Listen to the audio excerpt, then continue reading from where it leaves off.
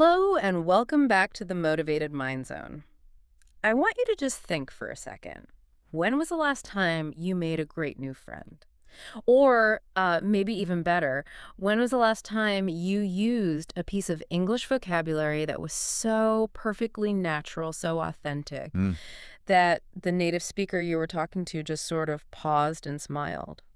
They recognized you as a genuinely fluent conversationalist. That feeling. That feeling, yes, that moment of seamless connection. That is the gold we are mining for today. And it really does come directly from mastering the subtle, practical language that native speakers use every single day. Hmm. Our deep dive today is, well, it's not just about the idea of friendship. No, not at all. It's about giving you the specialized linguistic toolkit you need to talk about your social life with real confidence and precision. Yeah. We are taking the foundation of a conversation, an easy level one between two speakers, Yeah. Neil and Georgie. Right. And we are going to extract every single nugget of advanced contextual knowledge that's hidden inside it. And it's such a fantastic exchange that cover everything, Mm-hmm. who their friends are, how they manage the challenges of distance, what they actually do together on a typical weekend. And then they even get into the deeper question of why. Why are friends so important? And that's our goal here. Fluency and, I think, cultural relevance. We have to go beyond just the dictionary definitions. We'll be looking at the nuance of quantifiers like, why is a few such a perfect diplomatic number? Ah, yes. We'll get into the sociolinguistics of informal slang like mates and pals, and really master the dynamic structures, especially the phrasal verbs, that you need to express the effort it takes to keep relationships alive. So this is your tailor-made map to sounding completely natural when you're talking about your inner circle. We're going to spend a good chunk of time in the weeds on vocabulary, then move into the necessary logistics of social planning. How? The how, exactly. And then we'll wrap it all up with the really profound language of emotional authenticity. Okay, let's get into it. Let's unpack this source material. So we're starting with the most basic, the most essential thing for talking about friends, quantifying them. How many? Right.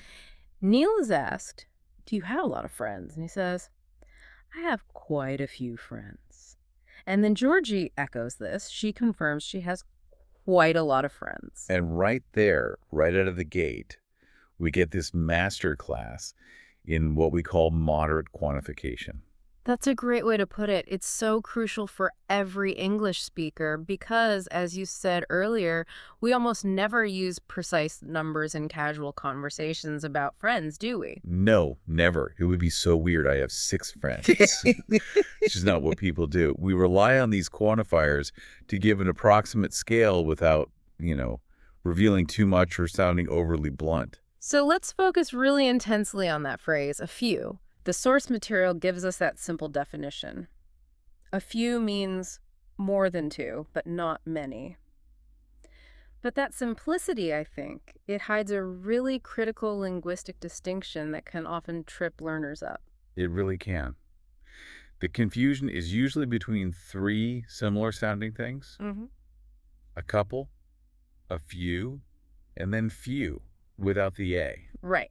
Let's break those down. So a couple. When you say you have a couple of friends, you are signaling exactly 2, or at least very, very close to 2. If I say to you, can you grab a couple of mugs? You're going to bring me 2 mugs.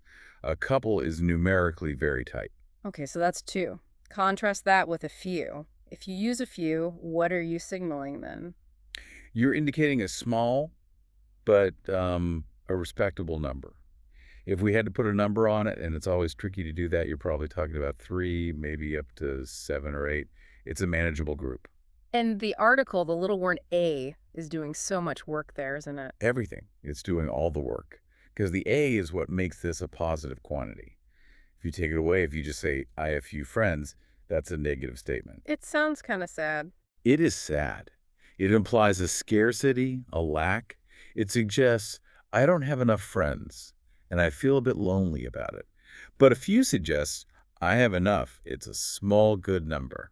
Wow. So understanding that one tiny article changes the entire emotional weight of the phrase is, well, it's essential. Completely. And then to take it to the next level, both Neil and Georgie amplify this positive, moderate quantity by adding the word quite. Right. They say, I have quite a few friends, or I have quite a lot of friends. So what is quite doing there? Is it pushing the number closer to many, or is it more about adding I confidence? think it's mainly about confidence, but it does nudge the number up a bit. It acts as an intensifier that shows satisfaction with the number you have. Okay, so think of it this way. Yeah.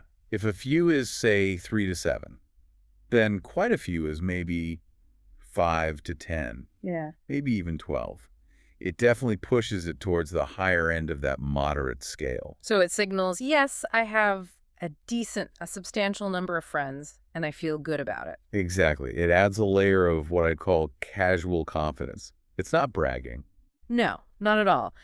But that one word, that nuance, it completely changes the register, the formality and the tone of the statement. If you just say, I have a few friends, it's very neutral. Factual. But if you use quite a few, it's a little warmer, more conversational, and definitely more confident. It's a tiny change that makes your English just feel more Yeah. seasoned. And here's a really common pitfall for learners to watch out for: Mm.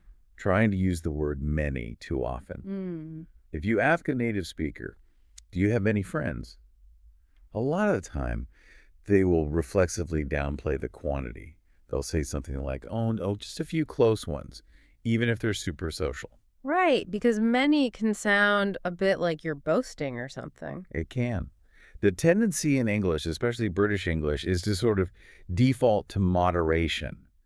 And quite a few is the absolute perfect phrase for that moderate, socially acceptable zone. Okay, that makes perfect sense. Let's leave the numbers behind then and move into the world of informal language, which I think is often the real gateway to conversational fluency. Neil and Georgie introduce us to two fantastic synonyms for friend: mates and pals. Oh, these are absolutely essential. If you want to sound natural in a highly casual or social setting, you need these, Okay. especially if you're interacting with British, Australian, or certain Commonwealth speakers. Mates and pals are just informal, slightly slangy alternatives to friend. The regional context here feels really critical. While pal is pretty well understood everywhere, mate carries a huge amount of cultural weight, especially in the UK. Oh, it's massive. I've noticed that mate can be used so broadly. It's not just for a close friend. It can be a general term of address, sometimes even for someone you don't know well at all, just to be polite. That's where the real nuance comes in. You're right. In London or Dublin, you might hear a barista say, "What can I get for you, mate?" And that's just a friendly general address? Like sir or ma'am, but much more casual. Exactly. But when Neil, in the source conversation, says he meets his mates in the pub, he means his friends, his peers, his companions. A learner has to be able to recognize the context to know which mate is being used. Okay, so that raises a question. If I'm an American speaker, should I start calling my friends mates? Does that risk sounding a bit, I don't know, forced or performative? That's an excellent question, and it's a real challenge. In most North American settings, using mate often does sound like you're consciously adopting British slang, Right. and that can sometimes break the very authenticity you're trying to build. Pal is probably safer across the board, but even pal can sound a little retro or gentle. So what's the takeaway for the listener? Know your audience. It's all about context. If you're immersed in a UK environment, go for it. Embrace mate. If you're in a US or Canadian setting, maybe stick with friend or, slightly less common terms like buddy. Okay, so we've got mates and pals as these general informal synonyms, Mm. but Georgie gives us an even more specialized term, which I love: gal I pals. love gal pals too. It's conversational poetry, isn't it? A gal is an informal, slightly affectionate word for a girl or woman. By compounding it, by sticking it together into gal pals, you create this very specific, very lighthearted term for your female friends. But is it appropriate for all situations? Say I'm 35 and I'm talking about my business associates who are women. Would I use gal pals? Hmm. Probably not for business associates, not unless you know them extremely well and the setting is highly informal, like a weekend brunch or something. So what does it suggest? It definitely suggests a close, often shared interest connection. The kind of friends you'd go shopping with or get coffee with or maybe share secrets with. It is inherently casual, cheerful, and a little bit feminine. So it tells the listener in just two short words the gender and the general tone of the relationship. Exactly. It's a wonderful shortcut to fluency. It shows a real command of informal social language. Okay, this is great. This now moves us into the vocabulary that deals with the real challenges of life, right? Specifically distance and time. And the most important phrase in this whole exchange might be the one about maintaining a relationship. Keep in touch with or stay in touch with. This is mandatory fluency material, 100%. The definition is simple: to speak to or see someone regularly. But it's the linguistic structure that makes it so important for a learner to master. It's a classic, incredibly useful phrasal verb structure. And phrasal verbs, those multi-word verbs where the little preposition or adverb completely changes the meaning, they are notoriously difficult for learners. Yeah. Why is keep in touch with such a good example to study? Because it's so transparently functional. You can't just say, I keep them. That means you, like, own them or have them in a box. Right. You must have the entire particle in touch to convey the concept of communication and contact. And crucially, you need the preposition with to connect that action to the person. You keep in touch with someone. If you drop the with, the sentence just breaks. So it really functions as a single unit, keep in touch with. And we have two variations in the source, keep and stay. Yeah. Are they basically interchangeable? Largely, yes. I would say stay in touch might slightly emphasize the continuity or the current state of contact. We are staying in contact. While keep in touch might emphasize the ongoing effort needed. The action of it. The action, exactly. But honestly, in daily speech, they're used almost perfectly interchangeably. The structure is the same either way. I try to keep in touch with my old classmates versus we stay in touch via video calls. And this phrase is just designed for dynamic relationships, isn't it? Especially those that face barriers. And Georgie gives us the perfect context for it. She really does. She used to live in Spain, now she lives in London, so it's difficult to stay in touch with her Spanish friends. And that example immediately grounds the phrase in reality for the listener. It's not just abstract vocabulary in a book. It's a tool for discussing immigration, career moves, or, the challenges of life after university. So how does this phrase look in different tenses? Because if a learner is telling a story, they need to be able to use the past tense here seamlessly. That's a great point. The main verb is keep, which is irregular. So in the past tense, you'd have to say, when I moved, I kept in touch with them for a year, but now it's harder. Right. Kept. Or, in the present perfect, to describe an ongoing state that started in the past. We have kept in touch with each other since high school. Mastering the conjugation of keep is really the key to making this phrasal verb versatile. And Georgie, she just seals the deal on the practicality of this phrase by mentioning that one of those Spanish friends is actually coming to visit that very weekend. Which tells us that keeping in touch is not just a digital thing, right? It's not just sending a text. It's an effort that yields real-world results. Physical presence, shared experiences. Yes. For you as a learner, this is a clear demonstration that this vocabulary is the engine of a sustained friendship. It's the language you use when you're talking about long-term commitment and actually scheduling your life. It's the difference between saying something very basic, like I communicate with my friend in another city, and saying something fluent and detailed, like I make an active effort to stay in touch with my friend and she's actually visiting this weekend. The second one is just worlds apart, completely natural. So now we move from the core vocabulary, the what, into the practical logistics, the actual management of a social life. And Georgie offers this great transitional sentence that opens up a whole new field of conversational English. Mm. She says, if you have a lot of friends, it can be difficult to stay in touch with so many. And that structurally, is one of the most useful sentences for a learner to just absorb and internalize. We need to focus on that utility phrase. It can be difficult to, Yes. Why is that so useful? because it's a highly diplomatic and universally applicable conversational structure. Mm-hmm. The perfect way to express a challenge without sounding, accusatory or negative or defeatist. It implies this is a common issue that many people face, and I'm just acknowledging it. Precisely. And it uses the modal verb can, which signals possibility, not certainty. You're saying, under certain circumstances, this challenge can arise. It's non-committal, yet deeply relatable. So a learner can just lift that structure and apply it to dozens of other subjects we see in our sources. Absolutely. Think about it. If you're talking about work, you could say, it can be difficult to focus when the office is loud. Or about health. It can be difficult to start a new exercise routine. It transforms a simple, blunt statement of difficulty, like focusing is hard, into a much more nuanced structural observation. It can be difficult to focus. That allows you to participate in conversations about common human challenges with real elegance and a bit of social grace. So, after discussing how many friends they have and how difficult it can be to manage them, the conversation pivots very smoothly into what they actually do together. Mm.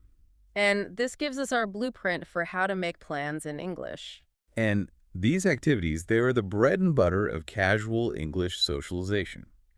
They reveal all the practical verb-preposition combinations you need for everyday fluency. Okay, so let's look at Neil's list. It's pretty classic.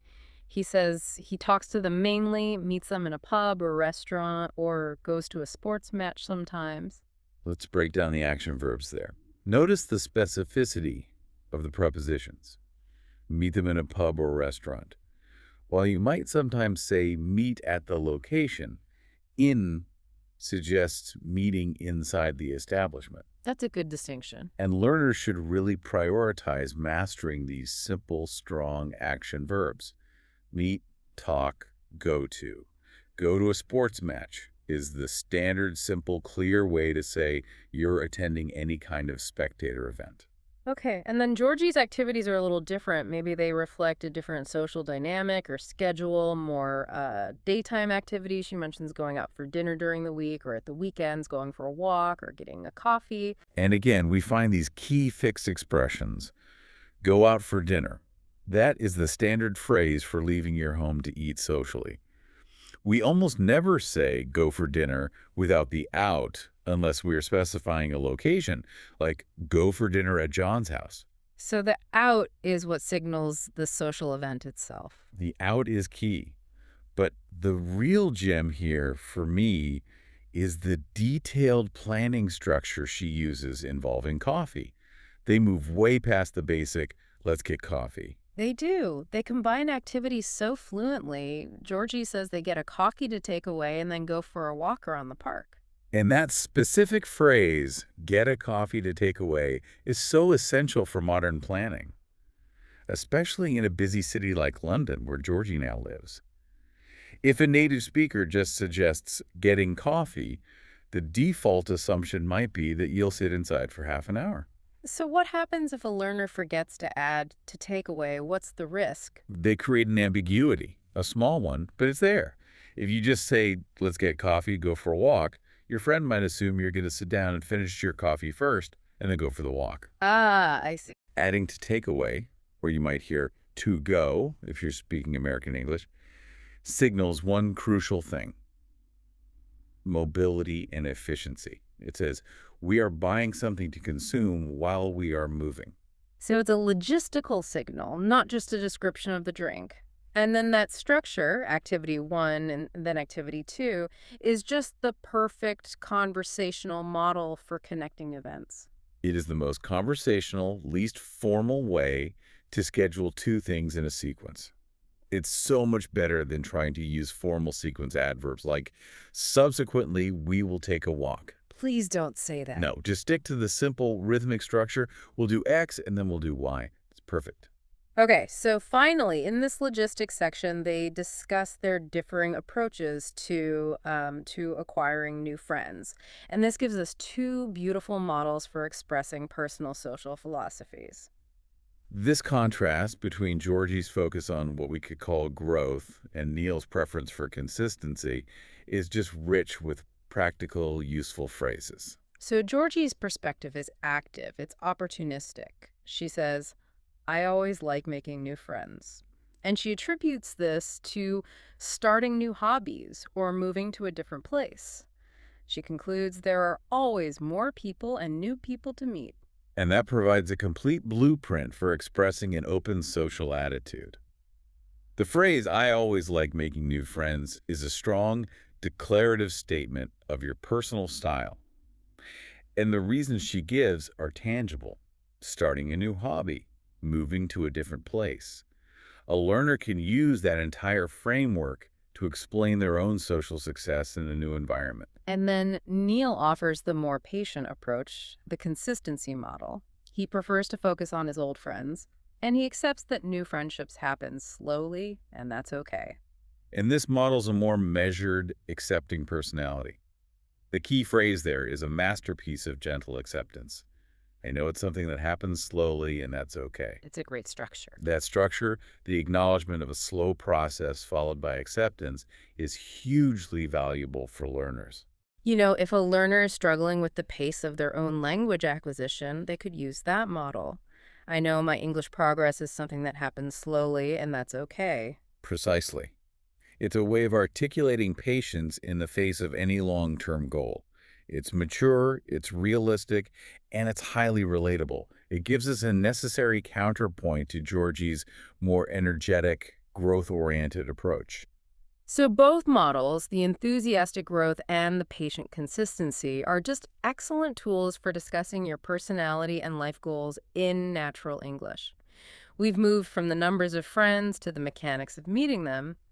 Now we have to dive into the language of the why.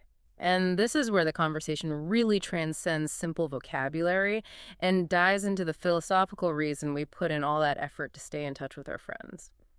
Neil asks the fundamental question. Why are friends important to you? And the answer that's provided in the source material, it's just this dense summary of genuine emotional connection. It's built from three simple but incredibly profound phrases. The core message is this. Friends are important, I think, because you can be yourself with your friends. You don't have to pretend if they're good friends because they know you as you are. Oh, okay. We absolutely need to analyze that linguistic cluster in depth. We did. Like, start with the cornerstone.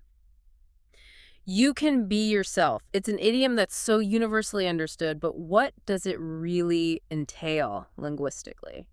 It entails the complete relaxation of social performance. I mean, when we're at work or meeting strangers, we adopt a persona, right? A careful selection of our behaviors, our opinions, our formality. It's work you. The work you, exactly. Being yourself means you get to shed that whole selection process. Yeah. It is the language of comfort and a complete lack of judgment. It's so much more powerful than saying something clunky like, I can show my true identity. It also implies a kind of psychological safety net. If I say, I can be myself with my mate, I'm signaling that I feel safe admitting my faults, expressing unconventional ideas, or, just being quiet without feeling judged for it. Absolutely. Think about the opposite environment, a job interview. In that scenario, you must be a polished, idealized version of yourself. Friendship is the antithesis of that. It's the refuge where the performance ends. And the ability to use this phrase is key to expressing deep trust in English. Which leads us directly to the second crucial component. You don't have to pretend. Yeah, the verb pretend here carries all the weight of fabrication or putting on a facade. If we pretend, we're acting, we're hiding something, or we're manufacturing a response that isn't genuine. True friendship removes that obligation completely. Can we contrast this with a social setting where you do have to pretend? Like, for example, meeting an acquaintance you don't really like. That is a perfect illustration. If you meet a difficult colleague at a party, you might have to pretend to be happy to see them. You have to pretend to listen intently, even if you're incredibly bored. You have to perform civility. Exactly. You perform. Mhm.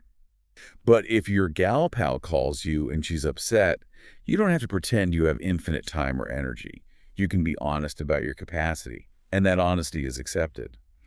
The absence of the need to pretend is what defines the quality of the relationship. Okay, so we have the positive state, which is be yourself, Yeah. and the negative state that you get to avoid, which is don't have to pretend. And the final phrase confirms the relationship's strength. They know you as you are. This phrase signals unconditional acceptance, which is, I would argue, the highest form of validation a friend can possibly offer. The structure as you are is what elevates it. It means they know your flaws, they know your history, they know your complexities, and they still choose to be there. It actively acknowledges imperfection. If a friend knows you as you are, they know your bad habits, maybe the fact that you sleep late or that you sometimes struggle with confidence, all those things that are covered in the other topics from the source material. That's exactly right. And let's imagine a conversation where this authenticity language is actually deployed. A learner talking to a friend might say something like, I'm really struggling with my job right now, and I feel like I'm always having to pretend I'm happy at work. But when I talk to you, I feel like I can be myself because you know me as I am. That is so powerful. It shows the learner how to string these phrases together to express a profound, nuanced emotional reality. It moves so far beyond just saying, my friends are nice and supportive. And Neil emphasizes the uniqueness of this kind of relationship by pointing out that that's not the same everywhere you go in life. Right. And this is the ultimate validation of all the time and effort spent keeping in touch. The authenticity you find in a friend is a protected resource. It's distinct from family dynamics, from professional roles, or from superficial acquaintances. So if a learner masters Section 1, the logistics of keeping contact, and Section 2, the language of planning, they're equipped to manage a friendship. Mm-hmm. But if they master this section, Section 3, they're equipped to articulate its value. That's it. Is the difference between doing the work and understanding why the work is worthwhile. This section gives them the language for the very soul of the relationship. Okay, we have covered some extensive ground here, from precise quantifiers, like quite a few, to those heavy-lifting phrasal verbs like stay in touch with. Before we wrap up, let's quickly consolidate the knowledge and see how this specific vocabulary connects to the broader world of conversational English. Yeah, repetition and contextual review are really how we ensure retention. We want to move beyond just rote definition and actually integrate these terms into your active vocabulary. So think about the context where we analyze them. Okay, first, let's remember the informal synonyms. Mates and pals. These are for your most casual circles, the people you meet in a pub or go to a sports match with. And remember the regional caution. Mate is safest in a UK or Commonwealth setting. And gal pals is your specific affectionate term for your female friends. Second, that dynamic action phrase, keep in touch with, stay in touch with. This is the language of effort and long-term commitment. Use it when you're discussing distance, busy schedules, or any barrier to communication, just like Georgie did when discussing her friends from Spain. And remember the full structure? The phrasal verb, the particle, and that crucial preposition with. And third, the subtle quantifier, a few. It's the diplomatic number, more than two, but not many. And you use quite a few when you want to signal that your social circle is substantial and you feel satisfied with it. And please avoid saying few on its own, which, as we said, sounds negative and lonely. By cementing just those 3 points, you now have the tools to describe the who, the how many, and the how often of your friendships. Okay, now let's talk about application. The source material hints at the speaker's next conversational topic, holidays and places they would like to go. And this is a perfect example of conversational continuity. It is, absolutely. You don't just jump between topics randomly in a real conversation. You transition logically. Once you establish that you have a few good mates, Yeah. the natural next topic is, so what are we going to do with our limited time together? Which leads you straight into planning a day out, a weekend trip, or a holiday. And all the logistics language we learned. Meet in a restaurant, go for a walk, go to a sports match. Those are all micro-planning skills. Those skills scale up perfectly when you're discussing travel and transport or coordinating a full holiday schedule. You can just see the connections. You'll be asking questions like, do you want to keep in touch while we are on holiday? Or, I'm thinking of inviting a few people to join us. Exactly. The vocabulary we covered today is foundational for that entire travel discussion. We also noticed the sheer variety of topics the speakers cover in the source material. Everything from sports and winter to bad habits and creativity. And this comprehensive list shows us the real terrain of conversational English that the advanced learner has to master. This landscape validates your entire learning journey. We can even group these topics to demonstrate that real fluency is about domain switching, not just mastering one topic. Okay, that's a great idea. So first, let's look at the domain of identity and personal philosophy. The source lists topics like creativity, wishes, fears, confidence, and happiness. And these are the topics where the language of authenticity, which we covered in section 3, be yourself, don't have to pretend, becomes absolutely essential. You need that expressive, abstract language to discuss your internal state, your confidence, or your fears. Then there's the massive domain of routine and daily life. Breakfast, lunch, mornings, sleep, and routines. And this is just practical action verb English. If you can discuss getting coffee to take away, you have absolutely mastered the verbs necessary to discuss your morning routine. This section relies heavily on adverbs of time and habitual present tense verbs. And finally, let's say the domain of culture and commerce. Fashion, restaurants, shopping, money, and TV shows. And these require the language of consumption, opinion, and transaction. But your ability to talk about your mates and gal pals is the social glue that holds these transactional conversations together. What do you mean by that? Well, you critique a TV show with your friend. You discuss fashion with your friends. The language of friendship provides the context for discussing the world. That's a great way to put it. This systematic view of the language really confirms that every small piece of vocabulary you've learned today, from defining a mate to discussing a bad habit, is an essential building block toward full conversational fluency. Hashtag tag outro. So, to summarize this extensive deep dive, we've moved past basic definitions and we've built a nuanced, functional conversational toolkit. We learned how to naturally quantify friendships using a few and quite a few. We adopted the casual confidence of mates and gal pals.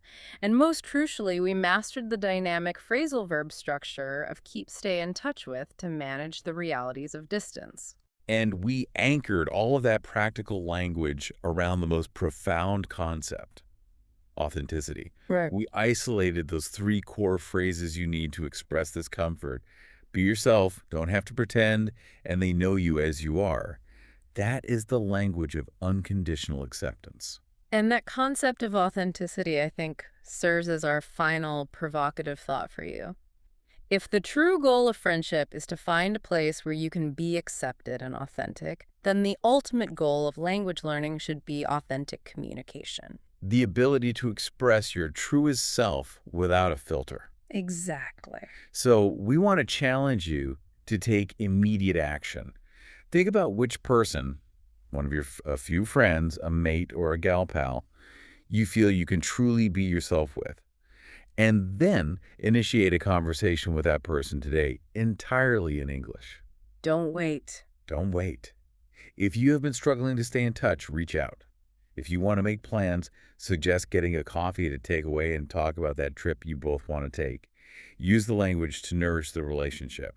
Turn the knowledge we've unpacked into immediate, real-world application.